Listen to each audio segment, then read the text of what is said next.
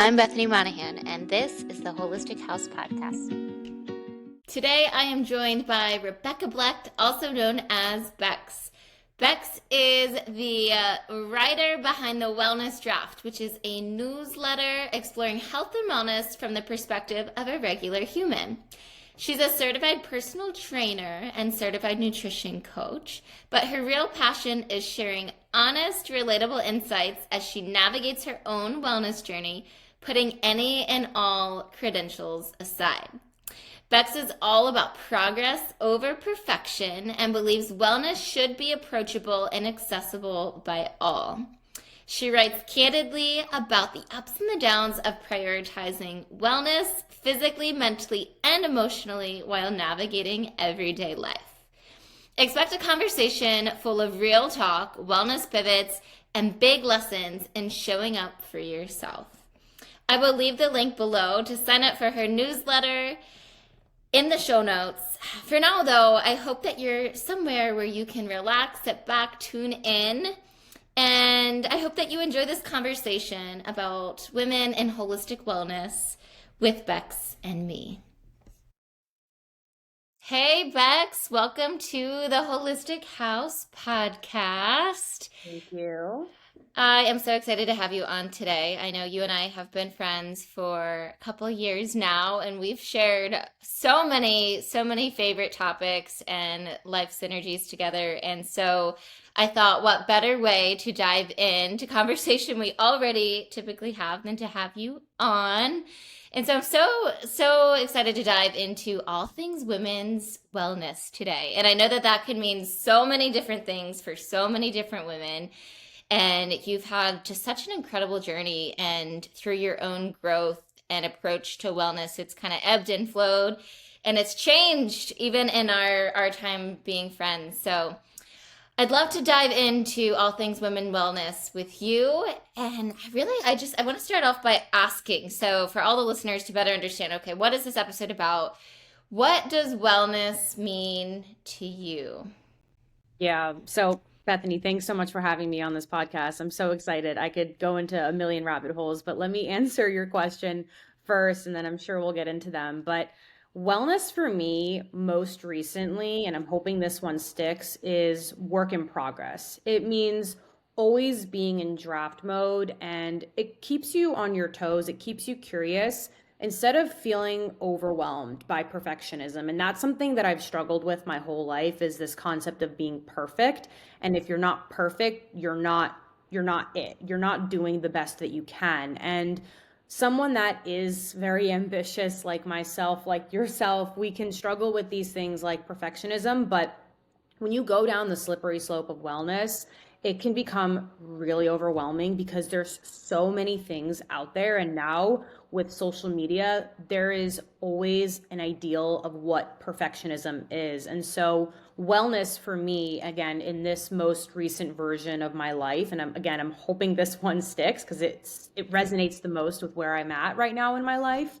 It's just, again, always being in draft mode, always being a work in progress, never being finished. This whole rough draft concept is really resonating with me. And I've had multiple iterations of what wellness means to me in my life. But again, this one just makes the most sense. And I think a lot of folks right now are catching on to it. Thank you for that definition. It's so easy to fall into that. You said the slippery slope of wellness, and gosh, that's been, I'm sure so many listeners listening to this, and myself included, like it's hard to know what's right, quote unquote, what's wrong, what's for you, because the information is changing all the time. There's differing opinions all over the internet. Is it gluten-free? Is it paleo? Is it low-fat, high-carb? Like pescatarian? What is it? And so I'd love to hear more about your journey, and what wellness, and I mean, wellness is so much more. You said it's a rough draft, but wellness, I know you and I've talked about this. It's not just the body. It's not just food. I know that's a big part of your journey. And most people think of food and what we're putting in our bodies is it. It's mindset. It's so many other components. Can you talk about like what, when you think of wellness, what different components make up wellness for you personally?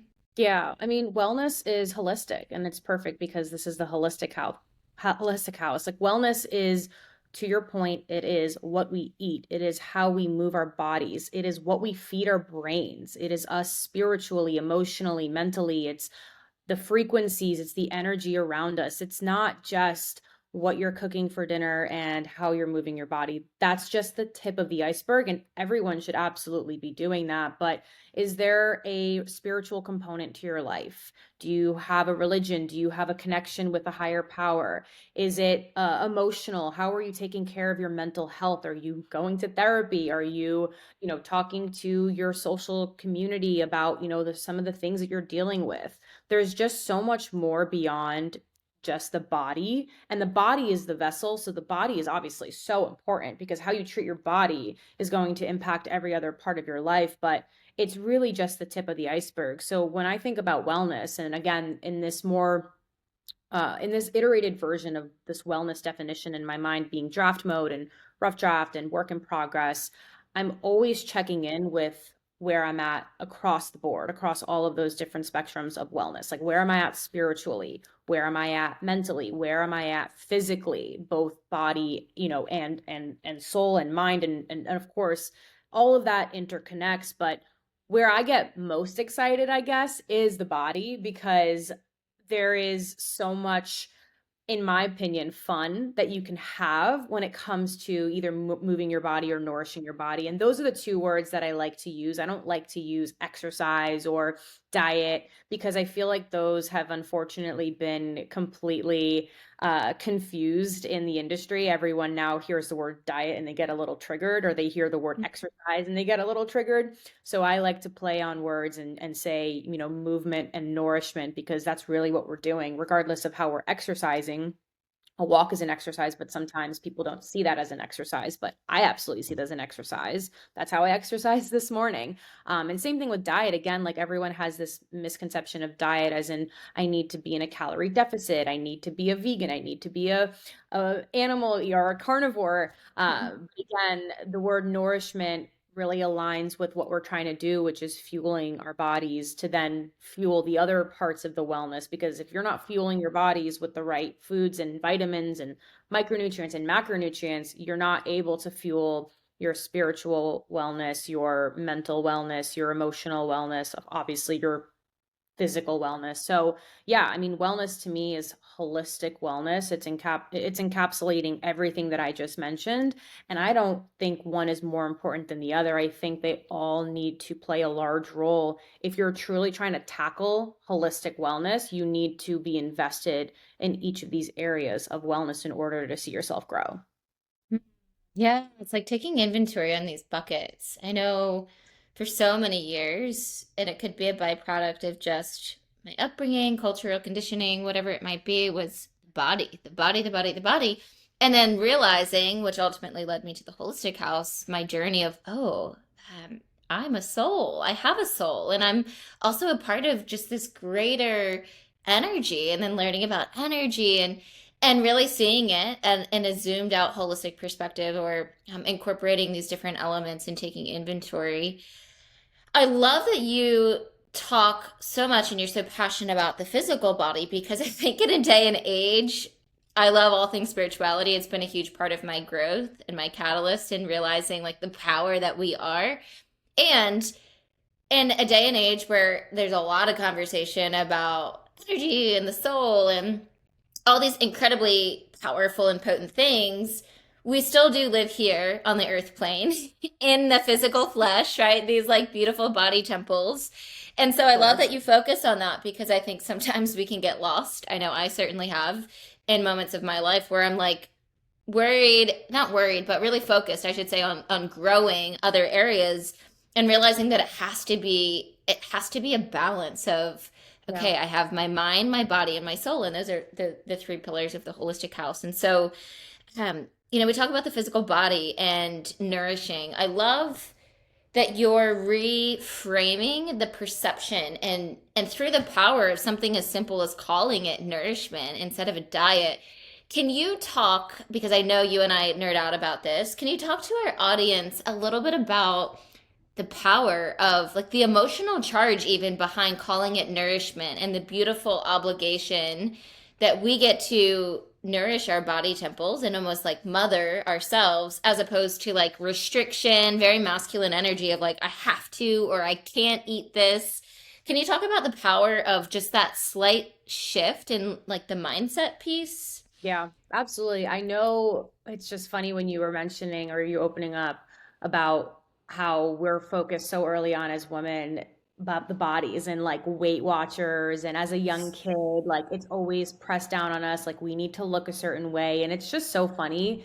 Just to go on a little bit of a tangent, I'll come back, I promise, that every single decade or maybe even 5 years, the body standard changes. So it used to be like stick thin, then it was like this Kardashian era, big butts, big breasts and tiny waist, however that's possible. Then it went into this more body positivity movement where all bodies are beautiful. And granted, I believe that to a certain degree because I don't think, and this might be a controversial, I don't think, to a certain point, we should be acknowledging or not acknowledging, but we should be celebrating someone that is obese because they might Sure. have really bad health markers that we should consider. Now, that again, that's a little bit of a tangent, but it's just interesting how, we had that skinny era, then we had the Kardashian era, then we had the body positivity era where all bodies were being celebrated.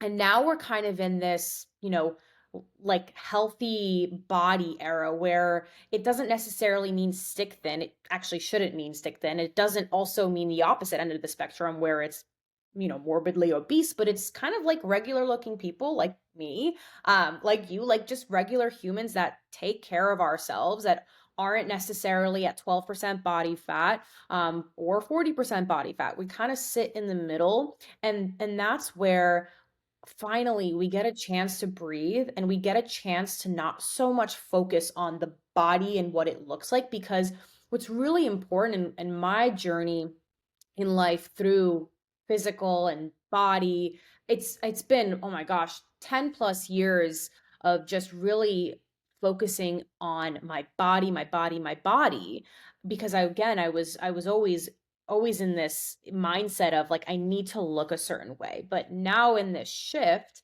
it's, well, how do I feel? And when you focus on how you feel, your body will follow, because if you're fueling your body with the proper nutrients, micronutrients, again, macronutrients, vitamins, even supplements, they do play a role. Now, I think they're way overused and we can get into that later, but when you're fueling your body with the right foods, your body will have a different look to it, because you're now going to go through something called body recomposition versus this restriction that we have in mind when we think about, oh, I need to lose weight. Of course, we're going to go into a calorie deficit because realistically, that's the only scientific way to lose weight is you eat less than you expend.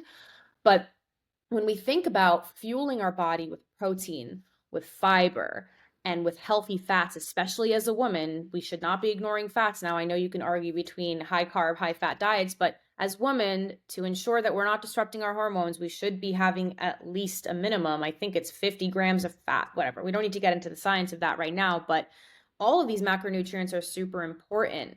But when we actually start to focus on what's on our plate and how we're fueling our bodies, the body will follow. And again, if you're going to be focusing on the body, you will look great.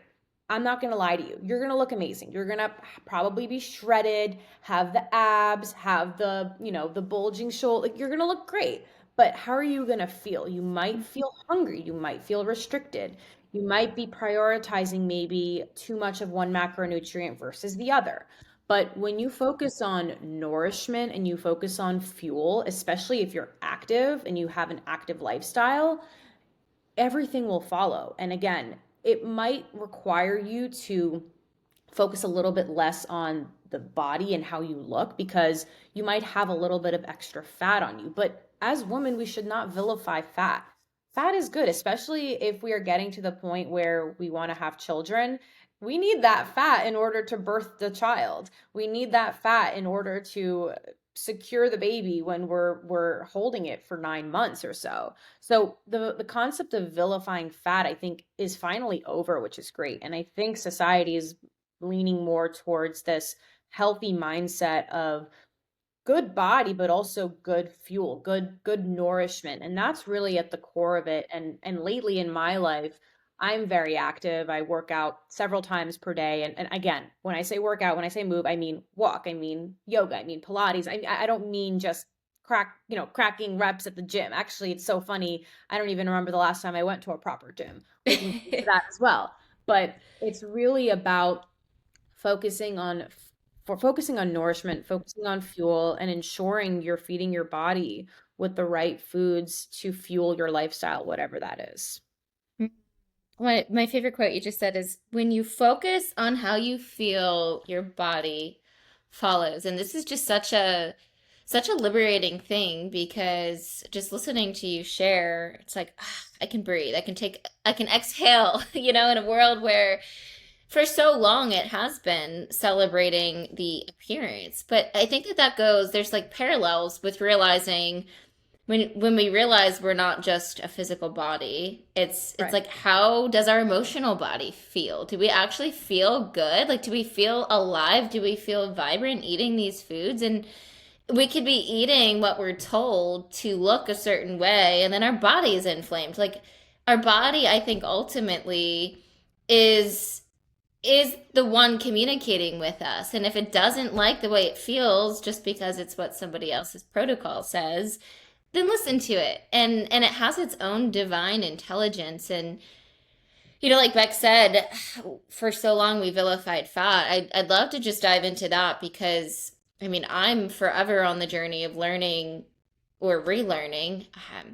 I guess really kind of learning for the first time, because we live in a culture here in the United States where I will be the first to tell you, like, I didn't even know that I had 4 cycles. Like, we just talk about the menstruation cycle, we talk about periods, and the critical component of eating fats, right? Fat for one of those periods of time was not to be eaten. What was that? Was that the Atkins? No, not the Atkins. There's The one of the the low carb diet, if I'm not low mistaken. carb, high fat. Yeah, there's like, different seasons similar to what is considered acceptable as far as what we look like, whether it's a skinny era or, whatever the era is. It's also been like this ebb and flow with types of diets and what's cool and what's right and what's wrong. And so I go back to talking about women and like the requirements necessary for us to birth and give life, and just me learning about my cycles and how to support my cycles. I know Bex and I have talked about learning about In the Flow is one of the books, one of the resources, where the author goes deep into a woman's body and how it's not so straightforward. And I know, Bex, you have had your own journey with learning about your cycle and how to sync with your cycle. And it's been so fascinating as I've dove into that world. Do you want to talk a little bit about that, cycle syncing, and just what you're learning about our 4 cycles as like badass women? Yeah. It's honestly the coolest rabbit hole I've ever been down. And I've been down a ton of wellness related rabbit because it's fun and I love learning. And again, hence the wellness draft, always learning and unlearning is actually really important too. Mm, But so that's I love that you mentioned that, because so Bethany and I were in a mini book club a couple years ago where we read this book In the Flow by Alyssa Vitti, and I don't know if she discovered the cycle syncing method, but she really kind of brought it to life and brought it to um, just the masses so that people like us, menstruating women, can follow this. But one of the biggest things that I learned that was kind of mind-boggling to me was that, and actually it kind of wasn't, because if you have common sense, you know that men and women are different. Like, we have different systems that operate us, and men operate on a 24-hour hormonal rhythm, which is known as the circadian rhythm. You all know that. It's kind of how farmers got up in the morning and went to sleep, and that's also why we have daylight savings time. Like, it's a whole thing, but men operate on the circadian rhythm.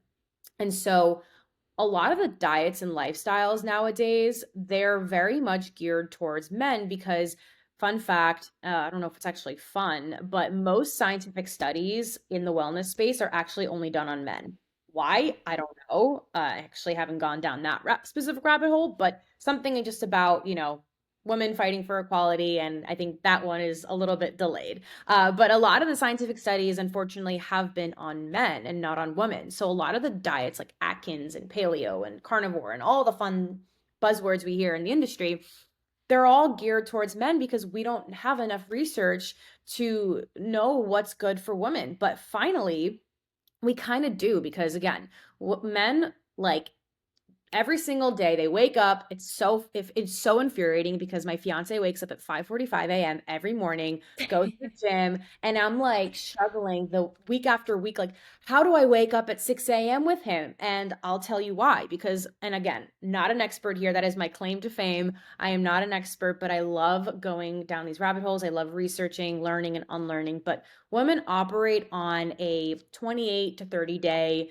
it's called the infradian rhythm. And that's basically our cycle. That is again, if you are in your menstruating, if you're menstruating, so if you're not in perimenopause or menopause, or if obviously you haven't gotten your period yet, this might not be as relevant for you. But there are still actually some really cool elements to this, which I don't know if I can talk about because I don't know it that much. But if you are past your menstruating years or pre-menstruating years, you then follow the moon cycle. So again, definitely want to do more research on that before talking about it. But it is so cool because, again, even if you're not menstruating and you're a woman, you still have some sort of connection back to your body, to nature.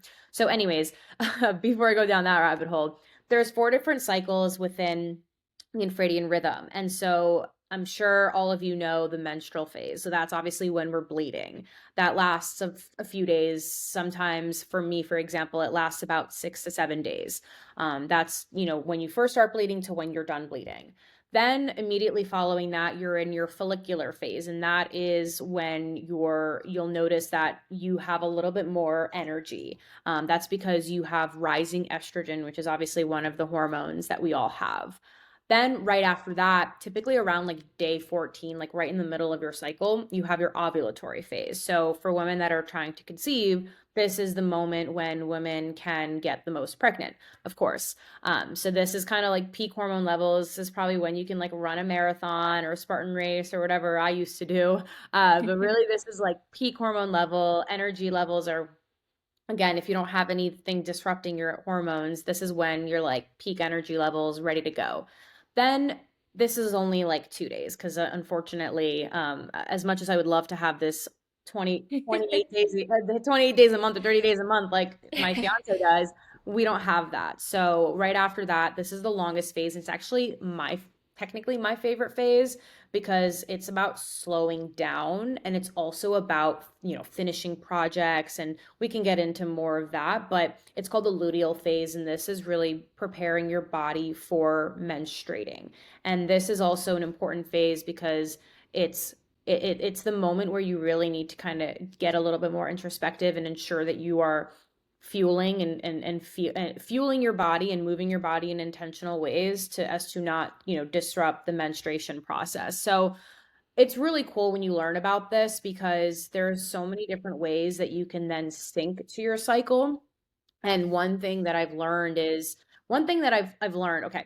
I've learned that it's both movement and food, and I will be very honest, it's hard for me to change my movement because I am such a routine person. So I love my morning yoga, I love my afternoon Pilates or my afternoon walk, and lately I haven't really been migrating too far from that, but another way to cycle sync is with the food and is with nourishing your body with like different types of foods based on what phase you're in. So, for example, like the menstrual phase, you're losing a lot of blood. So, it would obviously make sense to fuel your body back with a lot of, replacing nutrients. So, they say to eat a lot of like iron rich foods or warm and comforting foods. Also, a lot of this is like really common sense. Like you're struggling, you're bleeding, you're not supposed to be, throwing down smoothies and cold foods because you want to be in that more warming phase. So that's what they recommend.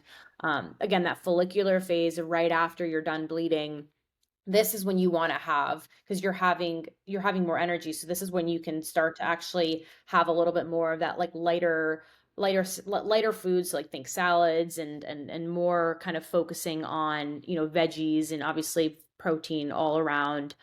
Your ovulatory phase, again, when you have your peak hormone levels, this is when you kind of focus more so on a holistic diet. And there's specific foods, and you can Google this very easily and find like what are foods that are good for each phase. And then lastly, the luteal phase, again, is really kind of just preparing your body for bleeding. So kind of getting ready to replenish your body with some of the nutrients that you're losing when you're actually going through your menstruation cycle. So it's definitely something that I recommend every menstruating woman go down this rabbit hole, because you can then, and it's funny, I'm in my dining area right now and I can see my fridge, and on my fridge I have a eating for your cycle, a guide, and it shows literally every single cycle, and it tells you what proteins you should be eating, what vegetables you should be eating, what teas you should be drinking, like what supplements, if any, you should be taking, what type of chocolate you should be eating, like what kind of wine you should be drinking. So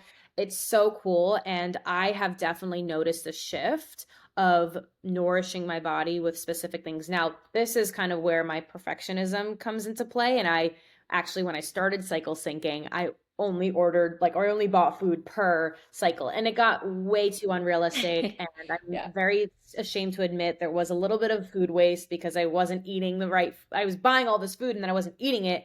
And then it was not, it wasn't good to eat anymore. So now I'm more so, what are 3 to 5 different foods that I can incorporate in each of my cycle to fuel my body? And that's really how I've been kind of operating, at least from a cycle syncing perspective.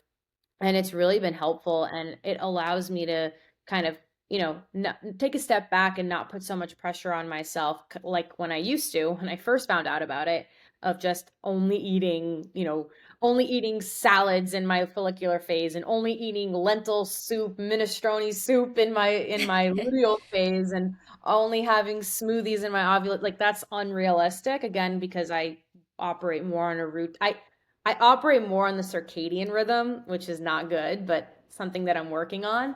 But at least the way that I've been nourishing my body has more so reflected this whole infraradiance rhythm. So highly recommend, every woman listening to this to go look up cycle syncing. And then if you're not menstruating, look up moon syncing, because that is even cooler. There's so much I want to dive into. Let's start with that. So resources. I was thinking, I was like picturing your fridge and you're like, I have this because I've known about this for, since we read the book, at least well over a year now. And I'm just like right now I'm in my menstruation and I'm like, wait, what do I like I want to go work out, but I'm trying to listen, right? I mean, ultimately, like if we sit with it, even if we didn't have resources on our fridge, it's like this morning I had eggs with the yolk, and that wouldn't be like normally I'll eat oatmeal or in veggies or something, but I'm just like, no, I need eggs. Not because I was looking at a list, but just intuitively, like I just knew that I needed that fat that we were talking about. But so I think two things. One, like as women, we have such an incredibly powerful intuition to like instead of listening to all the noise of what we should be eating, like sitting with ourselves and saying like, okay, this isn't necessarily just like a mental craving. Like this is something my body's actually asking for eggs this morning. Yeah. I think there's that. And we also, if we have the resources and the research is there, why not leverage it? So I'm thinking about this cycle syncing guide that you have on your fridge. That's one resource, and for the listeners listening, I'll see if we can get access to that from Becks, and we can send it to you so you can put it on your fridge as well. Um, so in the flow, that book, and I can link these resources below. What other resources would you recommend for just getting back in sync with our hormones through cycle syncing? You Yeah. talk, that's kind of the nourishment piece. What about the movement? Like your two brand pillars really are movement and nourishment. Yeah. Can you talk a little bit about the movement side of things? Yeah, absolutely. Just to quickly hit on the resources of like where else you can find cycle syncing. So I know Dr. Jolene Brighton is another person that talks a lot about cycle syncing, and actually I have to give her credit for getting me off the birth control pill, because if it wasn't for her book Beyond the Pill, I would still be on birth control, and God knows what havoc would be wreaking on my body right now. So also not, not medical advice, but if you're on the birth control pill, definitely do some research, look into Dr. Jolene Brighton, and look into her book Beyond the Pill, because there is some evil things going on in the birth control space. But again, Yes. that can be a topic for another day. Do your Yes. research, people. But Dr. Jolene Brighton does do cycle syncing. Alyssa Vitti does do cycle syncing. They both have Instagrams. And honestly, my favorite feature about social media nowadays is you can literally go follow these people, and then it'll tell you different people to follow based on who you're following. So those are the two that I know based on, my knowledge of like, okay, who does cycle syncing and who talks a lot about it. Those are the two. And obviously, Google is your friend, ChatGPT is your friend when it comes to what types of foods I should be eating. I will also say I have a membership with Daily Harvest, and it is a food delivery system, or food delivery company, and they have organic, non-GMO, fruits, plant-based meal delivery, and they actually have a link up with Alyssa Vitti where the menu is a little smaller, but and I've actually started ordering. I've been ordering for a while now. Now I'm not as good as always like eating the right things, but again, I've gotten past that. I'm on my 3 to 5 things that I should be eating per cycle. But they actually have, if you look it up, it's kind of hard to find, but if you Google Daily Harvest, Alyssa Vitti, cycle syncing menu, it'll tell you, it has like specific smoothie bowls and grain bowls and rice bowls, whatever, per your cycle, because it has like those extra nutrients and some of the foods that you should be eating per cycle. So check that out if you're interested in the nourishment piece. Now, for the movement piece, this is an area that again, I struggle with a little bit more because I have my routine. I love my morning yoga. It's my morning meditation. I've recently gotten into reformer Pilates. It's so funny. My sweatshirt says hot girls do Pilates. Um, so I've They gotten, do.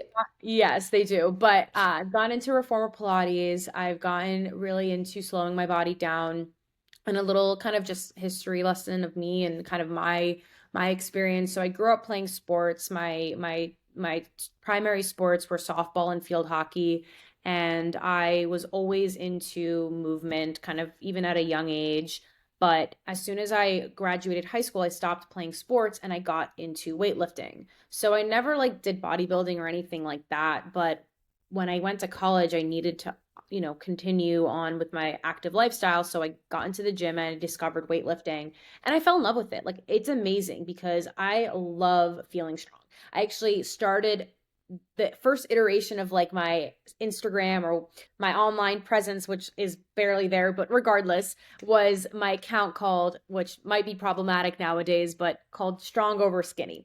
And the whole thing was it was showing my lifestyle as a college student, basically promoting this lifestyle of being strong over skinny, because I never really had that skinny body and I never wanted it, but I love now that I got to put muscle on and be strong. So this whole concept of like being strong over skinny, it's funny. That's literally like my first Instagram handle, that has now morphed many times into what it is today, the wellness draft. But that's just something that I want to mention because up until last year, I think I was in the gym lifting heavy, like squatting. I think my PR was at like 210 pounds. My deadlift PR, don't remember, but it was definitely high for, for a woman, especially because I'm obviously all natural, and I was very much focused on just gaining muscle naturally and feeling strong, not for any competitions, not for anything, but just because I love to feel strong. So more recently, I have switched into a more lower impact lifestyle. I also actually I want to mention I would run Spartan races. So I did last year, the year before actually, I completed a trifecta, which is basically a 5K, 10K, and half marathon Spartan race in one year. So I was very much in this masculine era. If we look at the masculine and feminine, I was in my masculine era of working out, of pumping iron, of running half marathons, and it was fun. It was amazing, and I loved it. But last year was a pivotal moment for me because it got to the point where I was ignoring this fatigue that I had been feeling for 3 years now, and waking up tired and just kind of being like, oh, I'm busy. I'm busy, busy, busy. I love that word. Love the word busy. But I just kind of attributed it to my quote unquote busy lifestyle. And, I took it upon myself later last year to get myself tested, get my labs tested. And I realized at that moment when I got my labs back that I wasn't kind of in this busy lifestyle. There was something wrong. So I was able to find out that I had low testosterone, which was interesting because I thought, low testosterone doesn't really equate with weightlifting because I was doing great in the gym, but I had high TSH levels, which basically high TSH, so thyroid stimulating hormone. So basically it's when your brain is kind of telling your thyroid to work harder because it's not making enough hormones. So it's often a sign when you get high TSH levels in your labs that your thyroid is sluggish. And this is also known as hypothyroidism, which often leads to feeling tired, slow, or low energy. And that's exactly what I was feeling. So it was validating to learn that I had hypothyroidism because it wasn't all in my head. But I also, at that point, and I'm going to call it a misdiagnosis because I know it's a misdiagnosis now, but at the time, the company that I was doing my labs with also told me I had Hashimoto's. And I went down this very scary rabbit hole of what Hashimoto's was. And it is pretty dangerous to be misdiagnosed as having Hashimoto's if you don't actually have it. So I started cutting out gluten, I started cutting out dairy, I started doing all these major dietary and lifestyle shifts, which honestly was okay because nothing like I wasn't taking drugs, I wasn't doing anything to alter too much, more so just specifically focusing on my lifestyle. And I'm telling you all this because it's important to kind of get to the point of where I am with movement today, and then how I also, incorporate it and focus on my movement today. But when I learned that I had at the time Hashimoto's and hypothyroidism, I drastically changed my lifestyle. I stopped focusing so much on bulking and getting strong and running all the time. And I really started to focus on what made me feel good. And I really sat back and I said to myself, well, I love the way yoga makes me feel. I love stretching. I love moving my body in different directions. I love that moment when I finally got a headstand. I love that moment when I finally held my handstand for 2 seconds, And then when I started to realize, okay, with my new diagnosis, I need to focus on low impact workouts. That's when I obviously found reformer Pilates and I started to slow down my movements.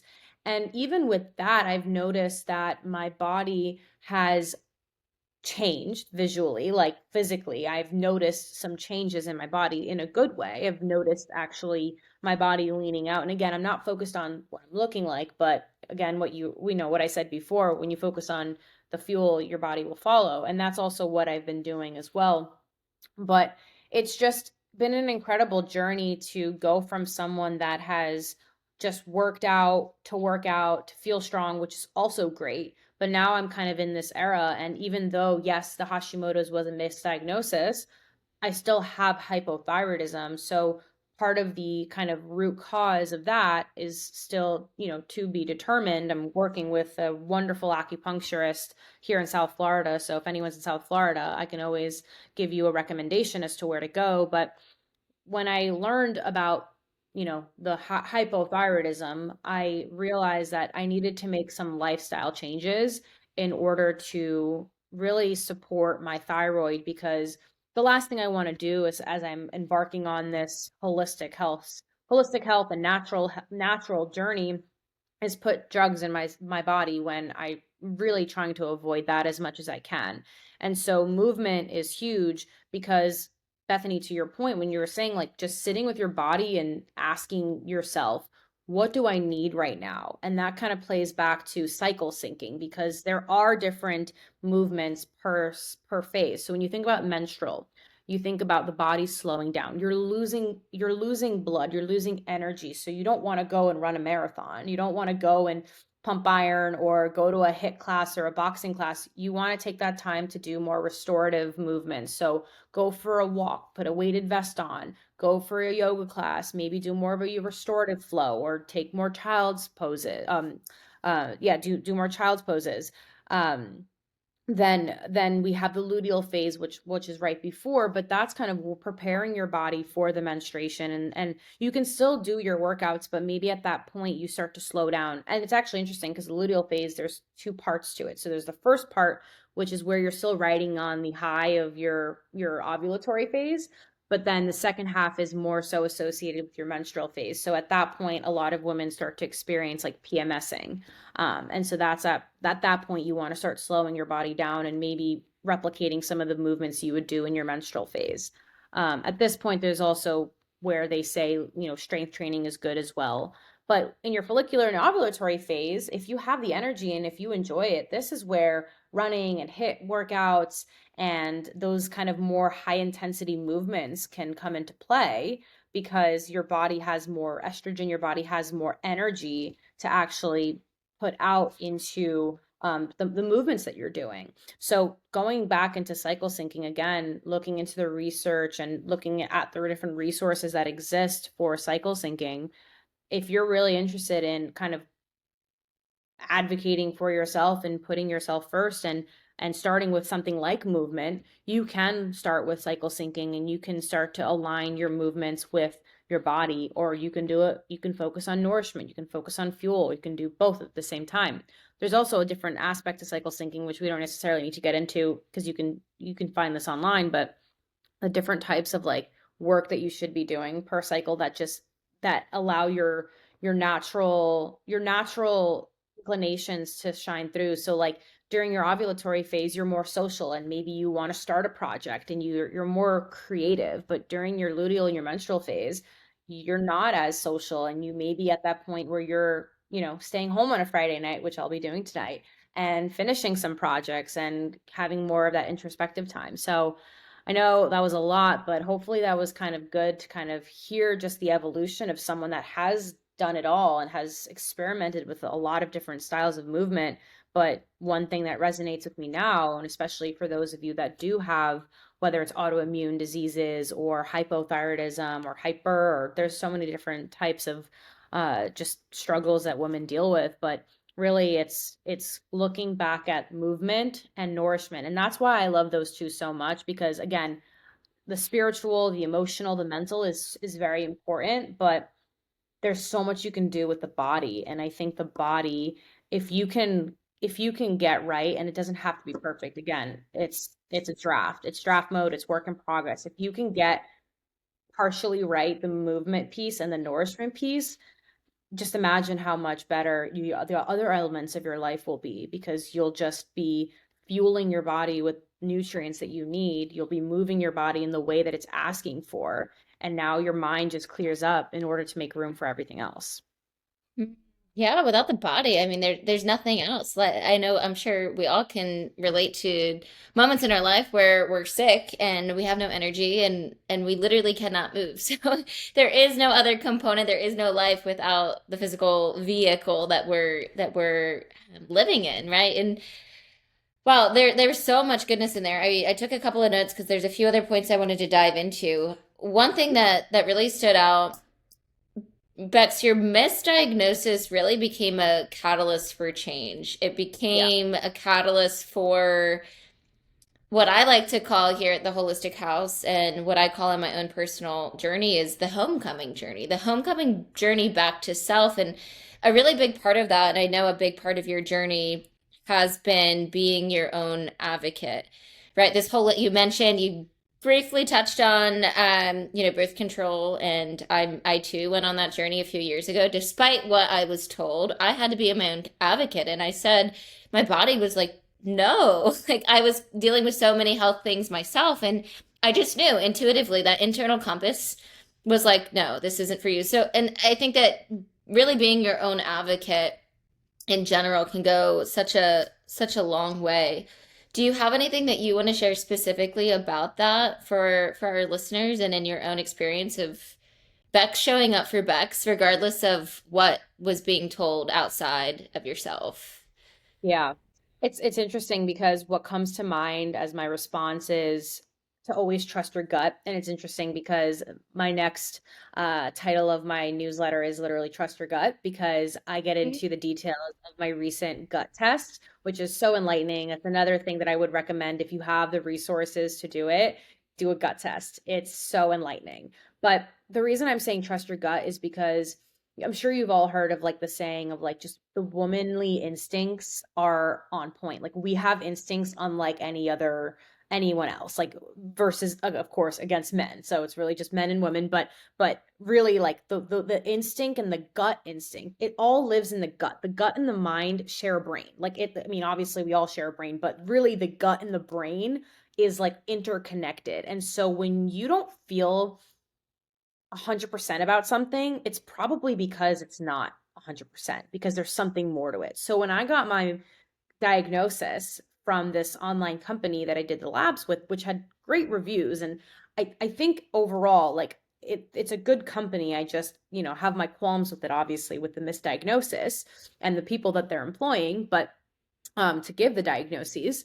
But when I got my diagnosis, I did more research on Hashimoto's, and I was like, this just isn't adding up. Like, I'm not that bad. Yeah, I'm tired in the morning, but my nighttime routine isn't great. I'm looking at my phone with my red light glasses at 10 p.m., but maybe I should put that phone away an hour earlier.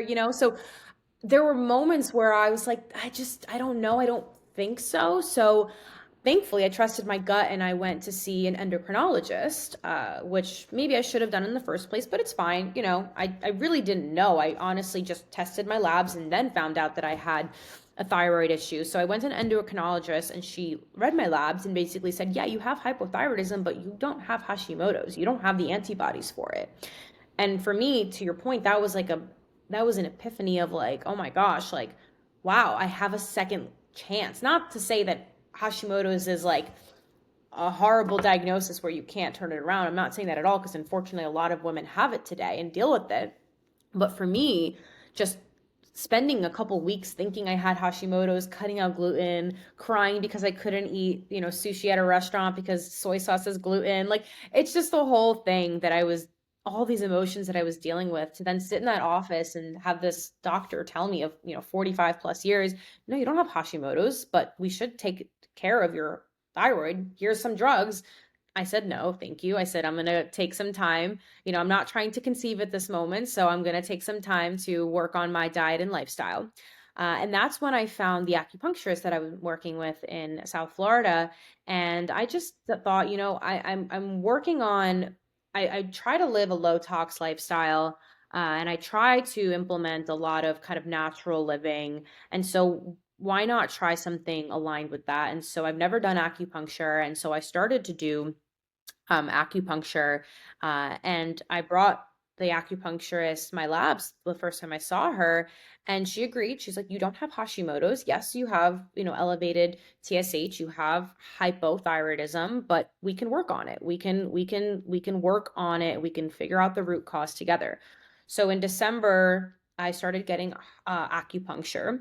And acupuncture is a whole world that I am not educated enough to talk about, but it is so cool. So I would just say that.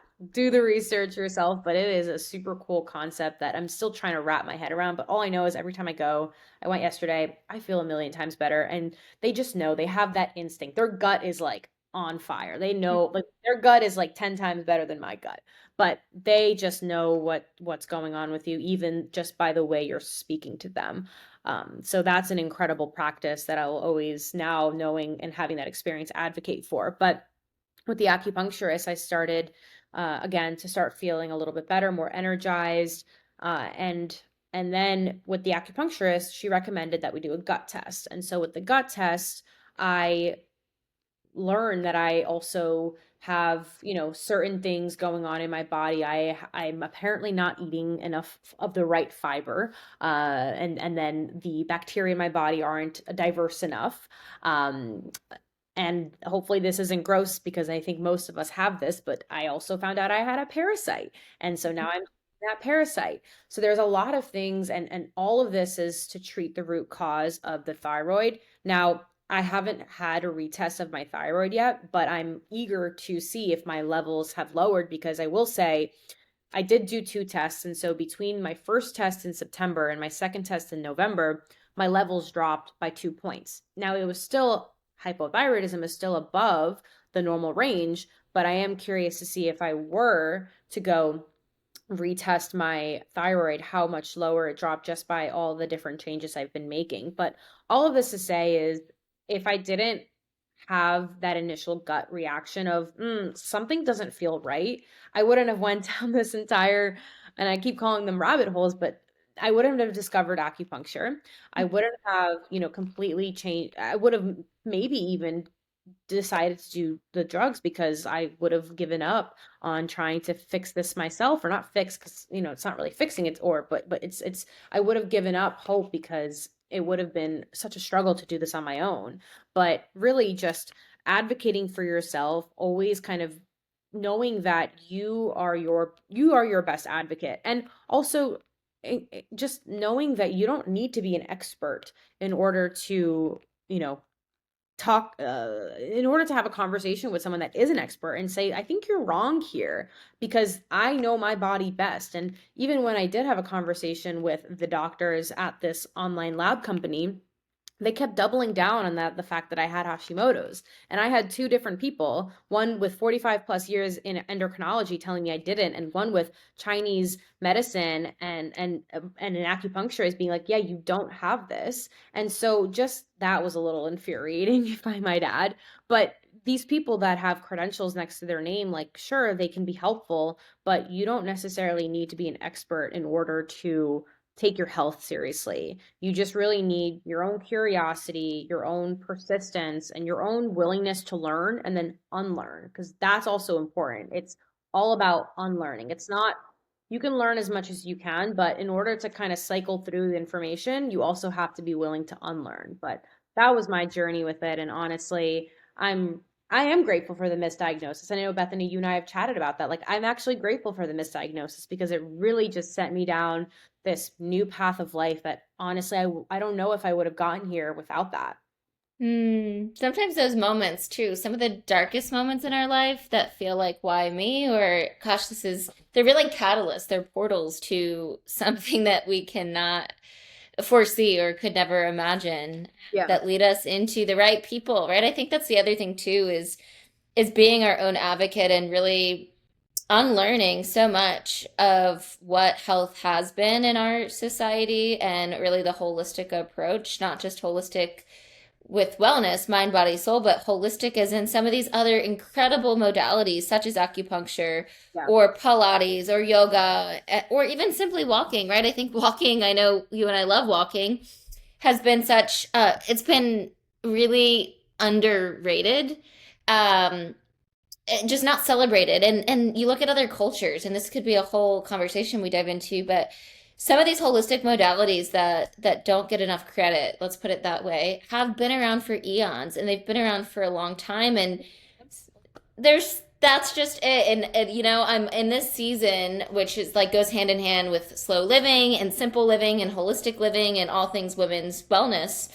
And what this homecoming journey is all about, and sharing with other women like yourself, is that simple, like less is more. As cliche as that sounds, that sometimes it's like, yeah, walking is life changing. Yeah. Walking, like, or eating fruits and vegetables, or eating your fats. And so Yeah. it's like the magic is in the simplicity, right? Yeah. And Absolutely. the way that when we surrender, the way that our journey unfolds to get us to the right people, and some of the incredible people that you're now working with, to get to the root cause. That's another thing I just wanted to briefly touch on. Is Bex talked about, like, we live so much in a world where there's band-aids for everything, and just to listen to your own internal compass and say, not Yeah. judge, but just to say, like, feel in and tune in and ask, is this right for me right now? No, Yeah. I don't think so. And to just explore some of these other ways of living. Yeah. And we're waking up to that. We're waking up to some of these more holistic modalities that actually have been around forever. They just haven't really been recognized in the United States. Yeah, exactly. I definitely see a shift and I see a change of the tides, and it makes me excited, as especially being someone that is adjacent to this industry. And I'm not going to say I'm in the industry, because I'm not. Like, I have a full-time job outside of the industry. This is really just a passion project for me. Sure, I have a couple credentials, but I don't lead with that. I say and I claim that I am not an expert. And I'm really just a regular human trying to figure it out. And that has given me the grace to share my learning, share what I've unlearned, share what I've really put so many years into researching. Because even though the last couple of years have been really about holistic living and natural living and clean living, the years before that were really focused on, counting my macros and body recomposition. So I have this kind of, I guess you can call it, I keep using this word, but I have this holistic lens of just a regular human trying all these things out. And that's why I love to share, what I've learned and unlearned, because there's so many things out there and it can get confusing. And unfortunately, oftentimes people have an agenda. They have a supplement to sell. They have a course to sell. They have an online shop that they want to sell, things from. So I feel like for people like you and me, when we don't really have, something tangible to sell, it's a lot easier to touch regular humans and actually have a normal conversation and get through to them, because we are not really, we don't have an agenda. We're just trying to share what we've learned and unlearned through the years in order to just help people. And again, there's no agenda behind this. It's really just trying to put the research out there, because I don't know how many times I've had conversations with women about cycle syncing and them being like, "What is that?" And just the like spark in their eyes, like me remembering the spark in my eyes of, "Oh my gosh, this exists. Wait, we don't operate on a 24-hour schedule. We actually have a 28-day what? It's just every single, and it's great, every single woman I talk to, and that's an over exaggeration. There are some women that know, but majority of women I talk to, and if they'll come over my apartment and say, "Oh, what's cycle syncing?" It's just, it's such an exciting like it's such an exciting conversation I get to have, because I know, like, I'm hopefully changing their life for the better, and I'm setting them up for success. And that's just the most exciting thing about all of this. Tide is turning and shifting of of society into this more kind of natural, holistic living. And it comes from such a heart-centered place. I'm sure for the listeners watching or listening to this, I feel like every episode that I record, it's like it's a palpable feeling of like this guest, this woman, she genuinely wants to serve, and she doesn't have an agenda, like you said, Nothing. and and I've we're felt human. Like we're all just sharing in this life experience, and whether there's somebody that has credentials or doesn't have credentials, I mean, nobody really knows, right? Like in this human experience, it's all just an experiment. And I think it's really humbling and honorable for you to dedicate your time and energy to sharing, because it comes out of pure service. yeah. It comes out of this genuine place of wanting to help others through your journey. And, as Tony says, your mess becomes your message. Yeah.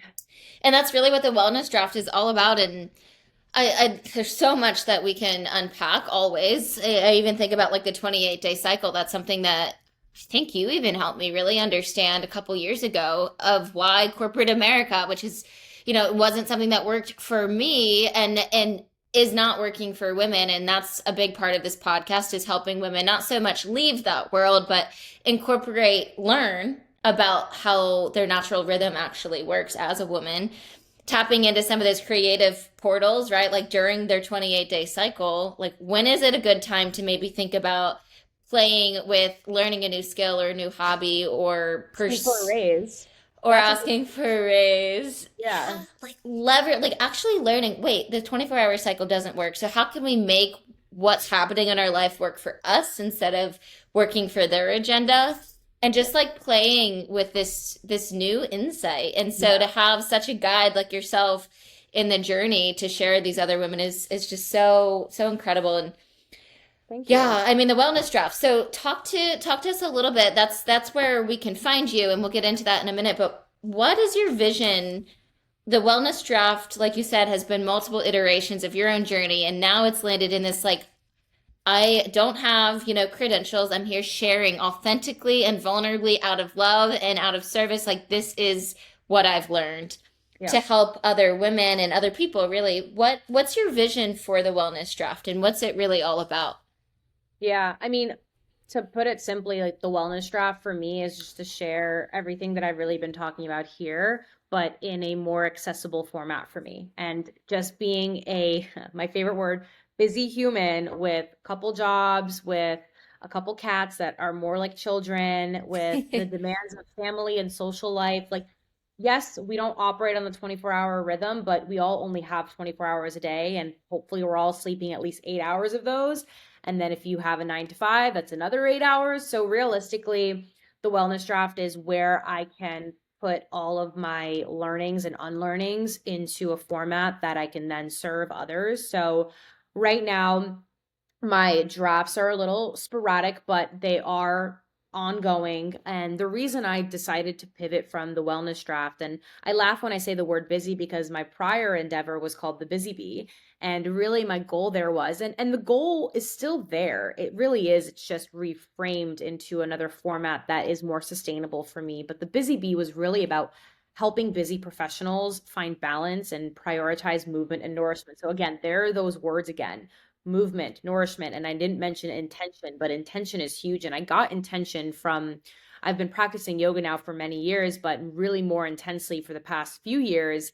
And intention is always the word that they say at the beginning of every class, like set an intention for this class. And for the past 6 months, I've been doing this one yoga studio that always starts the class the same way. And my intention has always just the easiest thing for me. And now it really resonates is be here now. And I love that intention because it really just focuses you on the present moment. And so I had to mention that because I realized we've been talking a lot about movement and nourishment, but I totally forgot about one of my other pillars of the Busy Bee, which again was which was my endeavor before the wellness draft.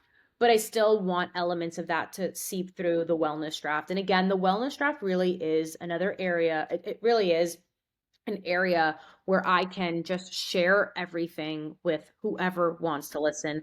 I don't need 100 subscribers, a million subscribers. I just need one person to listen to me and learn something. And that's what makes the most impact for me. Knowing that one person can benefit from what I'm saying is really all I need. And I don't, it's not even the gratification or the validation. It's just knowing that I'm helping someone with just sharing something that I'm saying and having them just resonate with it is really just fulfilling to me as someone that wants to serve in this industry, but also understands that in this season of life, I can't fully devote my time to this. Maybe one day I can, but right now, just with the busy season of life that I'm in, this is the avenue that I can share everything I can with. So again, I actually have my next newsletter coming out soon. And by the time that this is published, it'll probably already be out. But you can find me at thewellnessdraft.beehive.com.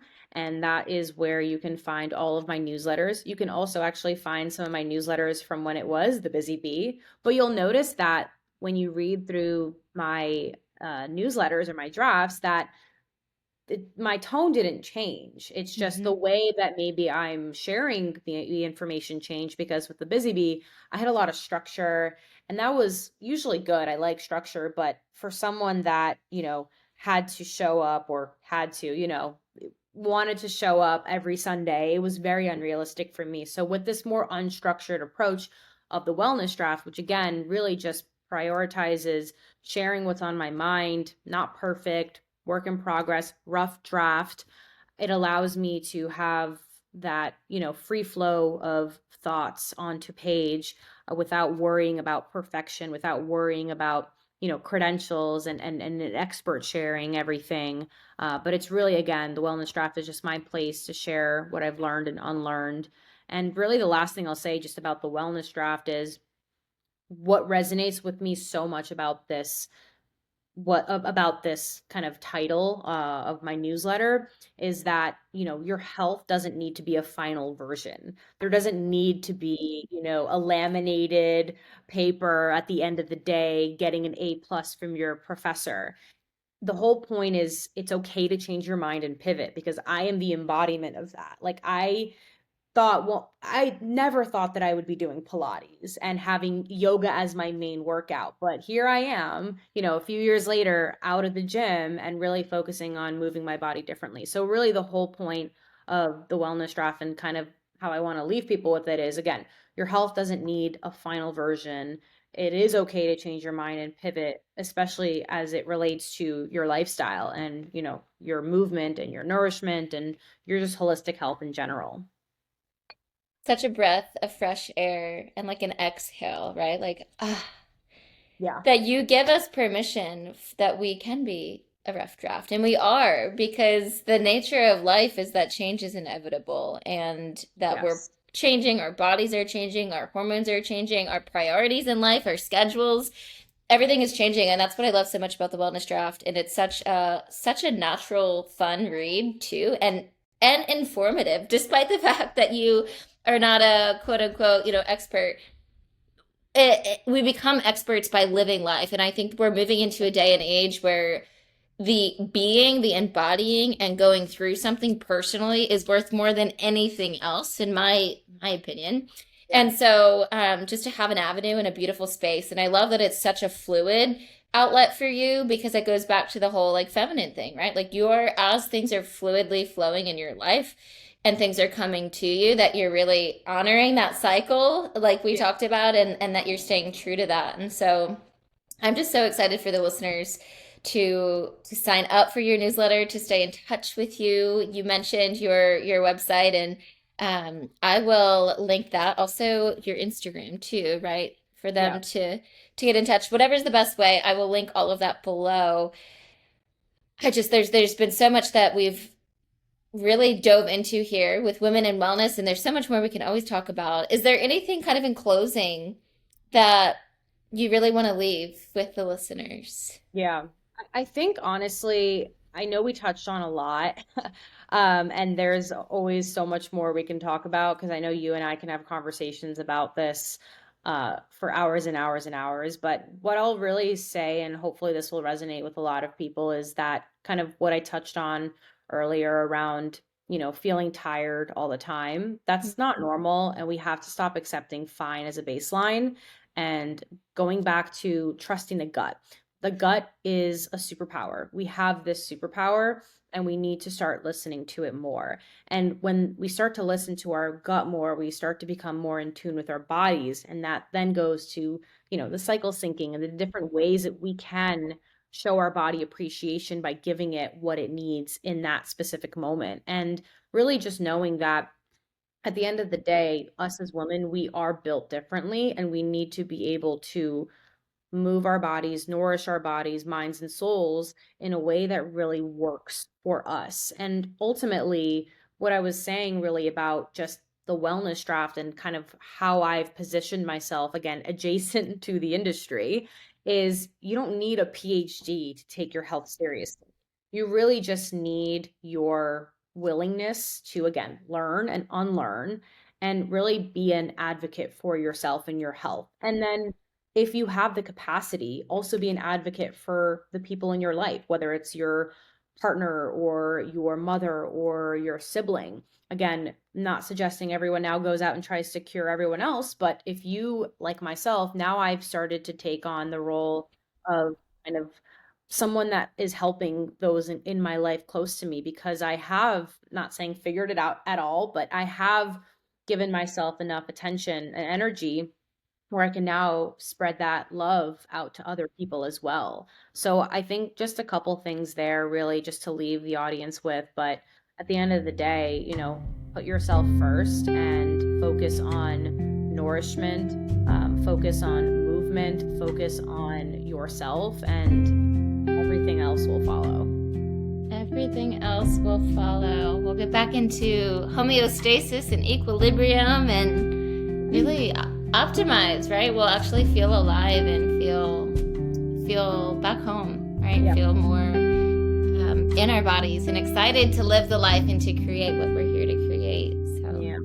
Thank you so much, Becks, for coming on and for pouring into us today. It's just like there's so many takeaways that I even have been able to receive in this. And so I know that the audience is going to receive so much. So I'm so happy to have you on, and I look forward to doing it again. Yeah. Thank you. All right. Take care.